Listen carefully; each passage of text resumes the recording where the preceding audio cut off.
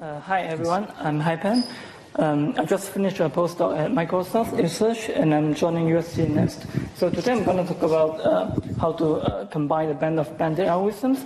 And this is joint work with Alec and Rob from MSR and Benham, who's graduating from DTI Chicago, and is going to do a joint postdoc at IAS and NYU.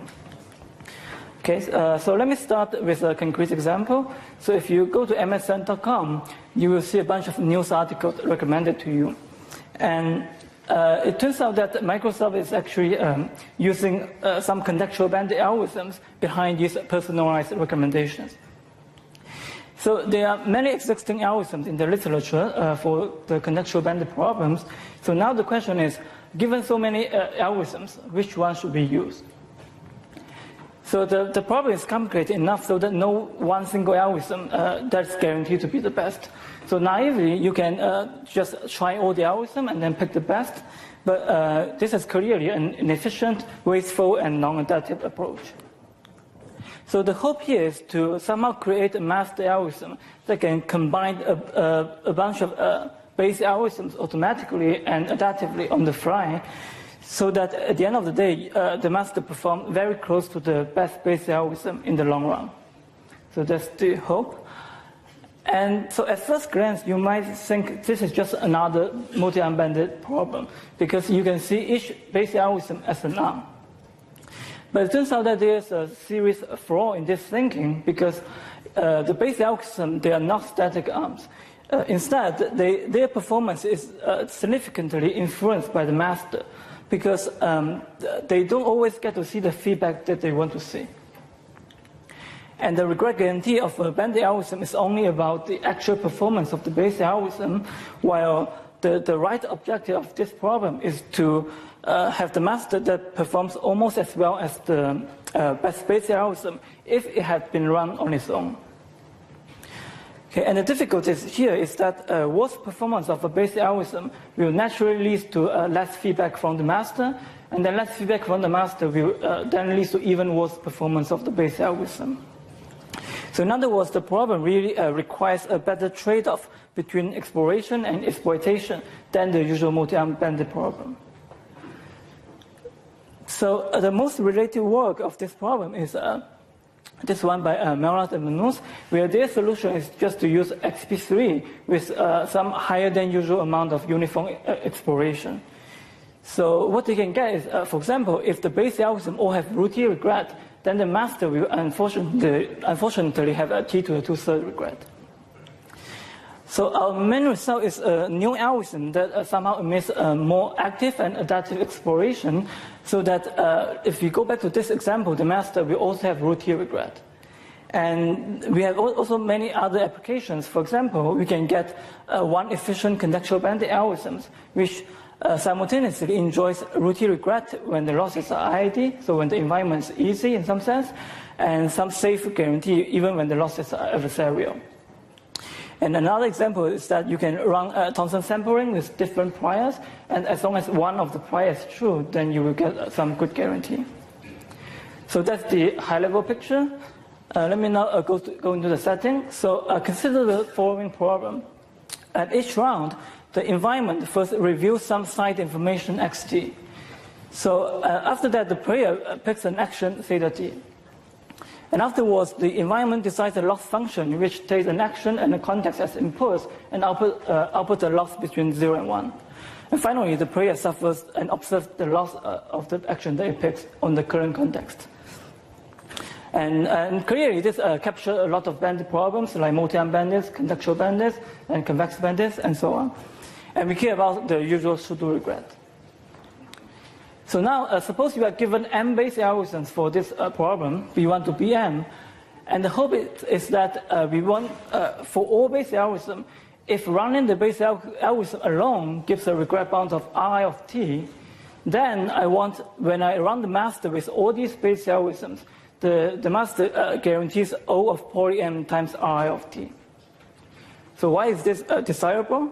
So let's take contextual bandits as an example. So we know that on one hand we have one algorithm by Agawa et al., which is efficient and getting the optimal regret, but only for an IID environment.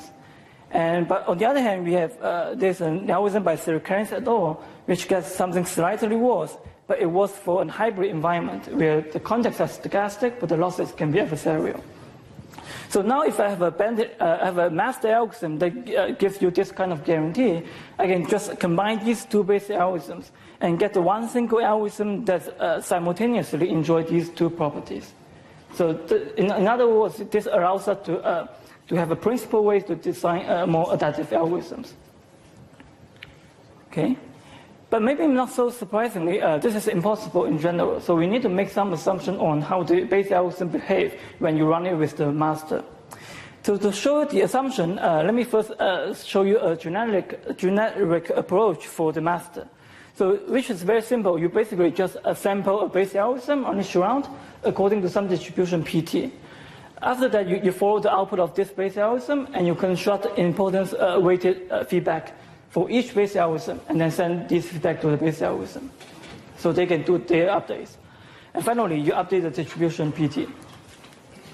So, and we say that a basic algorithm in this environment induced by importance weighting is stable if it has this kind of regret guarantee. So, so first of all, it still has this term, I of t, which is the regret when you run it alone. But in addition, you have this term, which is in terms of the maximum magnitude of the importance weighted losses, raised to some power alpha I, which is between 0 and 1. So in other words, this is saying that the regret of the basic algorithm should grow at most linearly in the scale of the losses that it receives in this induced environment. So the case when alpha I is 1 is basically trivial because you can just scale the loss by the scale and get this. But it turns out that because of the special structure of the importance weighted losses, you can get something, you often can get something better than 1. So here's just a list of examples. And these are the environments that they are designed for, and we show that they are stable with some constant alpha smaller than 1. Okay, so this is the assumption that we are going to use.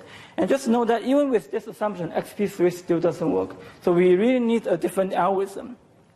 So in the end, we came up with this algorithm that we call COLT, which has two key components. So the first one is to use a very special online mirror descent to update the distribution PT over the basic algorithms. So the intuition is that we want this quantity 1 over PT to be small, and for XP3, this can be very large. And it turns out that in some sense, the best regularizer or the mirror map you can use is this log barrier mirror map, which was used basically last year by Foster et al. For different problems. So this is the first key component. And the second one is that we're going to use different learning rates for different basic algorithms. And we're going to increase them when a basic algorithm has a very low sample probability, just to encourage the algorithm to learn faster and to catch up. So interestingly, this increasing learning rate schedule was also used last year by Bubek et al. For another different problem. So let me finally show you the regret guarantee of COLT. So which says that basically if a basic algorithm is stable in an environment, then under the same environment, COLT ensures this guarantee, where the first two terms is basically the M-armed multi-armed banded regret. The last term comes directly from the stability assumption, where I use rho Ti for the shorthand for this term. And the most important term is that we have this negative regret, which is also in terms of this rho Ti, so that these two terms can somehow cancel with each other. Okay, and then based on the value of alpha I and RT of t, then Ri of t, then you can tune eta properly to get some guarantee. For example, as I mentioned, if RTI they are root t for all basic algorithms, then COLT can get root t. And as another example, let's go back to the contextual bandits. What you can get is that by setting the learning rate properly, you can get root t in the IID environment and t to 3/4 in the hybrid environment. So you lose something in the hybrid environment, but this is still the first algorithm that can give this kind of guarantee. So since I'm out of time, I will stop here and take questions. Thanks.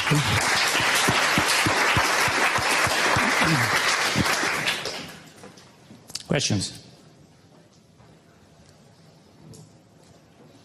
Actually, I have one question. Yes. So when you said that it is impossible to prove this desirable regret bound root yes. t when you do not have a stability assumption, you have like a lower bound argument? Yes, we construct a lower bound where when you run the basic algorithm separately, they have constant regret, but when you run it with the master, no matter what the master is, it's going to have a linear regret.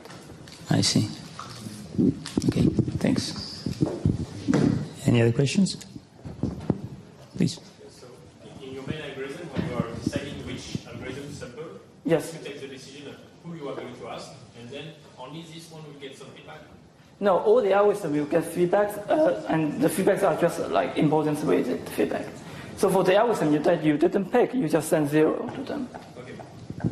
But isn't it working better if you sample all of them and you give the same feedback to the one who were right and you give 0 feedback to the one who were incorrect? You get to only pick one action, so you only have feedback for this one action. So you can send feedback to all the algorithms that pick the same action.